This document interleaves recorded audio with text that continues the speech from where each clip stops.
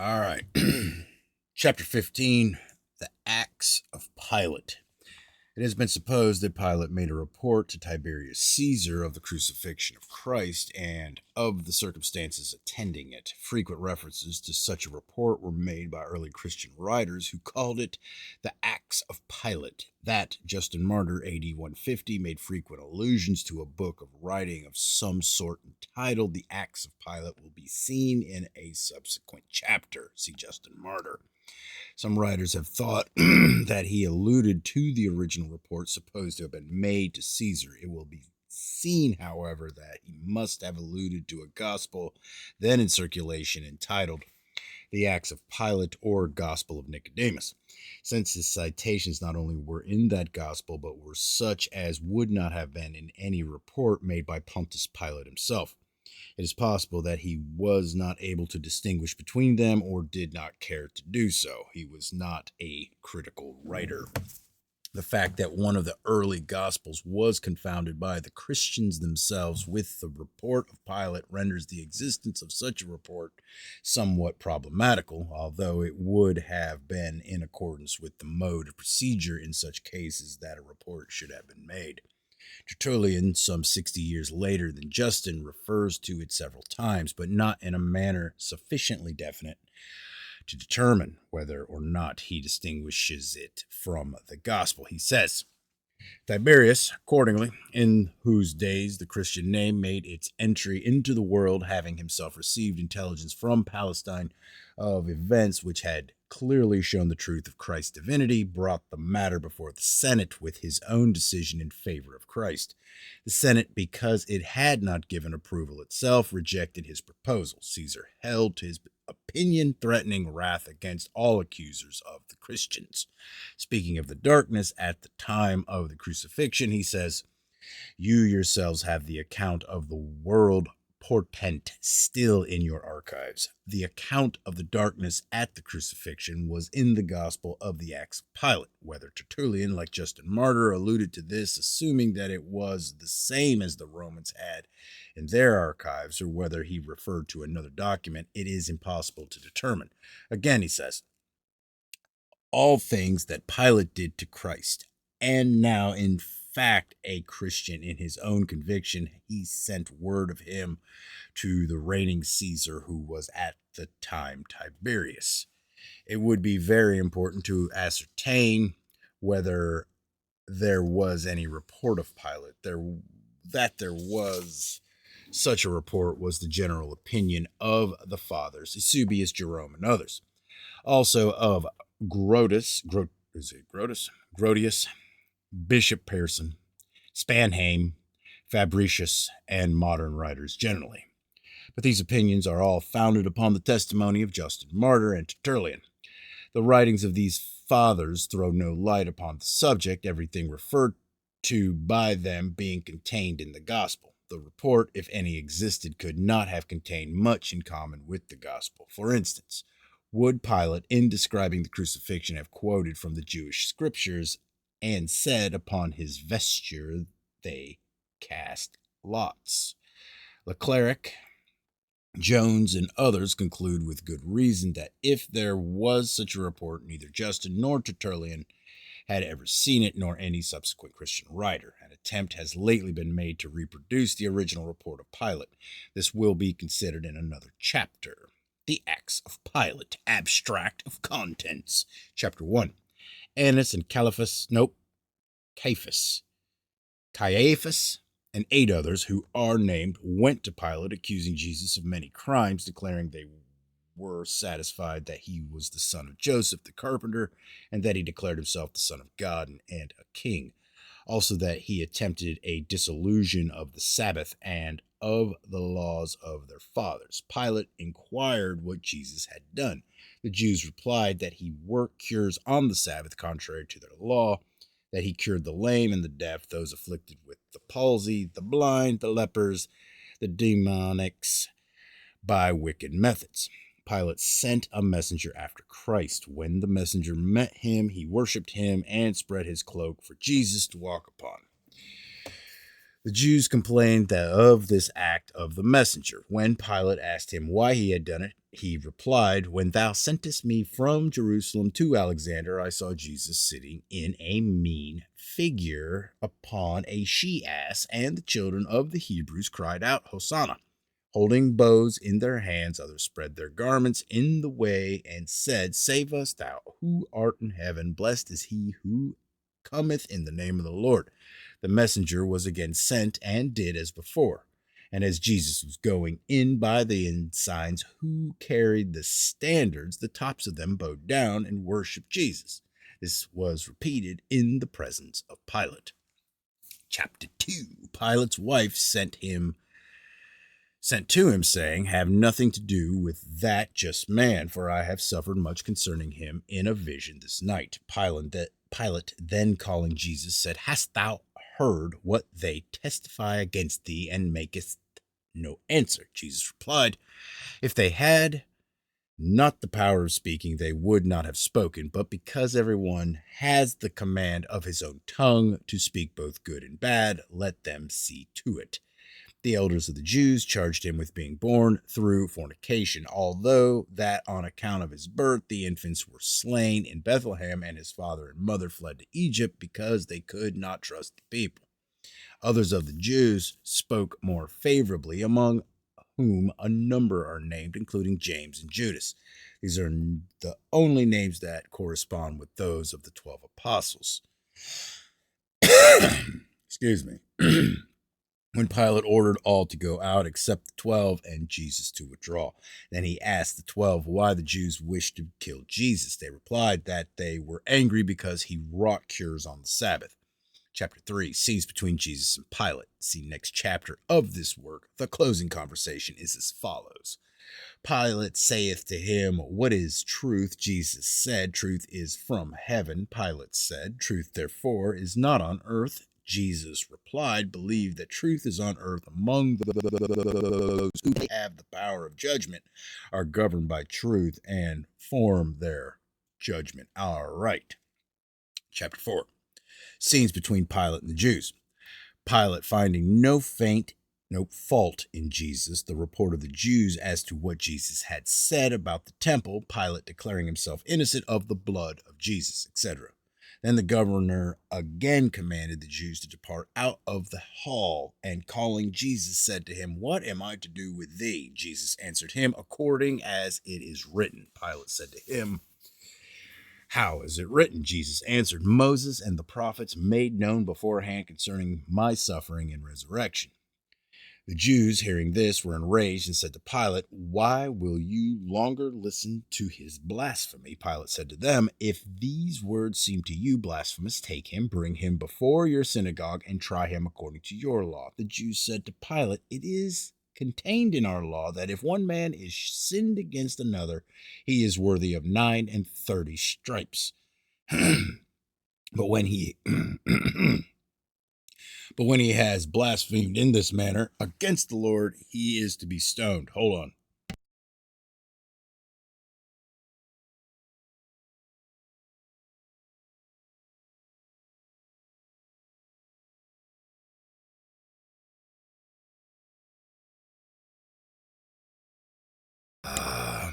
Pilate replied, "If this speech is blasphemy, then judge him according to your law." The Jews said, "Our law commands us not to put anyone to death.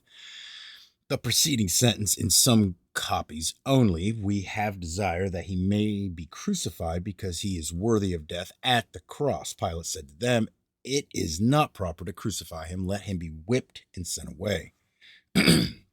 The governor, looking upon the people and upon the Jews standing around, saw many of the Jews in tears, and said to the foremost of the Jewish priests, "Not all of the multitude wish him to die." The Jewish elders said to Pilate, "We and the whole multitude came hither for this purpose, that he should die." Pilate said to them, "Wherefore should he die?" They replied, "Because he declares himself the Son of God and a king." Chapter 5. But Nicodemus, a certain Jew, stood before the governor and said, "I entreat thee, O merciful judge, that thou wouldst deign to hear me a few words." Pilate said to him, "Speak on." Nicodemus said, I have spoken to the elders of the Jews and the scribes, the priests and the Levites, and to the whole multitude of the Jews in the synagogue, and have asked them what they would do with this man. He is a man who has done many useful and glorious signs and wonders, such as no man on earth has done or can do. Dismiss him and do him no harm. If he is from God, his wonderful works will stand. But if from men, they will come to naught. Thus Moses, etc., alluding to the miracles wrought in Egypt by James, Jambres, etc. The Jews became angry at Nicodemus for interfering, colloquially, between them and Nicodemus. Chapter 6. Another certain one of the Jews, rising up, asked the governor that he would hear him a word. The governor said, Whatever thou hast to say. Here follows an account of the miracle at the sheep pool. See next chapter. And another certain Jew coming forth said, I was blind, etc. See next chapter. And another Jew starting forth said, I was a leper, etc. And another Jew came forth and said, I was crooked, and he made me straight by his word. Chapter 7. And a certain woman named Veronica, etc. See next chapter. Then follows from another Jew the account of the turning of water into wine, from another the casting out of a devil at Capernaum. And the following things were also said by the Pharisee. I saw that a great company came to Jesus from Galilee and Judea and the sea coast and many countries about Jordan, and many infirm persons came to him and healed them all. And I heard the unclean spirits crying out and saying, Thou art the Son of God. And Jesus strictly charged them that they should not make him known. Chapter 8. After this, another person whose name was Centurio said, etc. See next chapter. And many others also from the Jews, both men and women, cried out, saying, He is truly the Son of God, who cures all diseases only by his word, and to whom all the demons are subjected. Some from among them said, This power is only from God. Others said to Pilate that he restored Lazarus from the dead after he had been 4 days in the tomb. The governor, hearing these things, trembling, said to the multitude of the Jews, What will it profit you to shed innocent blood? Chapters 9, 10, and 11 give an account of the sentence of Jesus and of the circumstances attending his crucifixion. See next chapter. Chapter 12. The Jews, having heard that Joseph had begged and buried the body of Jesus, sought for Joseph and others, his companions and accomplices. They concealed themselves, all but Nicodemus. He showed himself boldly and disputed with the Jews. Joseph also afterwards appeared and expostulated with them. The elders of the Jews were enraged, and seizing Joseph, they put him into a chamber where was no window. They fastened the door and put a seal upon the lock. They also placed a guard about it. Chapter 13. When he was ordered brought forth, they found the same seal on the lock of the chamber, but could not find Joseph. While they were all wondering at this, one of the soldiers who had guarded the sepulchre entered and reported that while they were guarding the sepulchre, etc. See next chapter. And the Jews called together all the soldiers who kept the sepulchre of Jesus and said to them, Who were those to whom the angel spoke? Why did ye not seize them? The soldiers answering said, We know not who the women were, besides we became as dead persons through fear of the angel. And how could we seize the woman? The Jews do not believe the soldiers, and an altercation ensues between them. The soldiers say, Do ye produce Joseph, whom ye put under guard in your chamber, and we will produce Jesus, whom we guarded in the sepulchre. The Jews gathered a large sum of money and gave it to the soldiers, etc. See next chapter. Chapter 14. 3 persons came from Galilee to Jerusalem and reported that they had seen Jesus in Galilee talking with his 11 disciples, etc. See next chapter. The chief priests gave these persons a large sum of money, and had them take oath not to declare what they had seen, and sent them back to their own country. The Jews were now in great consternation. But Annas of Caiaphas comforted them, saying, Why should we believe the soldiers, etc. See next chapter. Chapter 15. On the advice of Nicodemus, men were sent into the mountains to search for Jesus. They could not find him, but found Joseph. They induced him to return. He related his marvelous escape. Jesus had appeared to him in the room, and having liberated him, had shown him the tomb in which he had been laid, etc. Chapter 16. The Jews were astonished. They said they knew the father and mother of Jesus. A certain Levite said he knew his relations, etc. Chapter 17. Joseph related to the Jews that the two sons of Simon had risen from the dead and were at Arimathea. He suggested visiting them for the purpose of ascertaining some of the mysteries of their resurrection. 5 persons visited their graves and found them open. They found them in the village, and brought them to Jerusalem to the synagogue. They took the book of the law of the Lord and swore them by the God Adonai and the God of Israel to tell them how they were raised from the dead and what they had seen. Caranus and Lethius, the 2 sons of Simon, called for paper and wrote down the mysteries which they had experienced. Hold on. Oh, yeah. Gospel of Nicodemus, Part 2.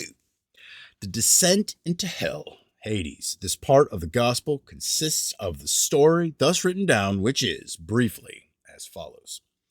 When they were in the depths of hell, suddenly there was a golden light as of the sun. Adam then rejoiced, also Isaiah the prophet, etc. Then their father Simon came and quoted what he said when he took Jesus in his arms. The saints in hell then rejoiced. Then came John the Baptist like a little hermit. Seth appeared and repeated a long speech of Michael. Then Satan, the prince and captain of death, announced to the prince of hell that Jesus was coming.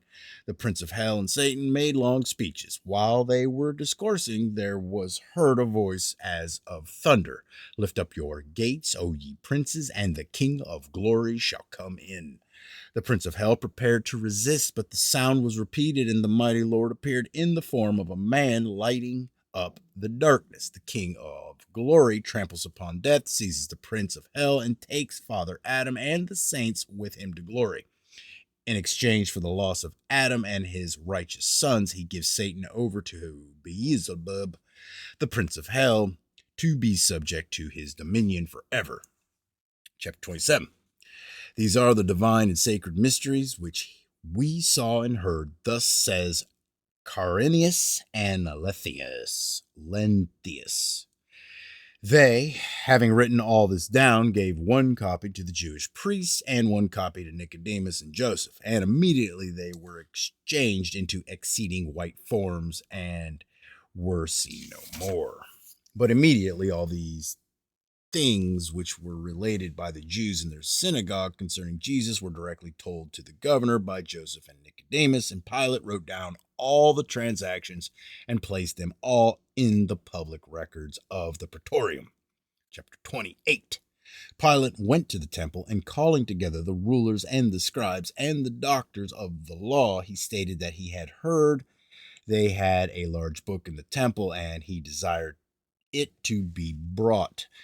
When the great book, carried by 4 ministers of the temple and adorned with gold and precious stones, was brought, Pilate adjured them to tell them if they had found anything in the scriptures about Jesus coming for the salvation of the human race, and at what time of the world he should have come.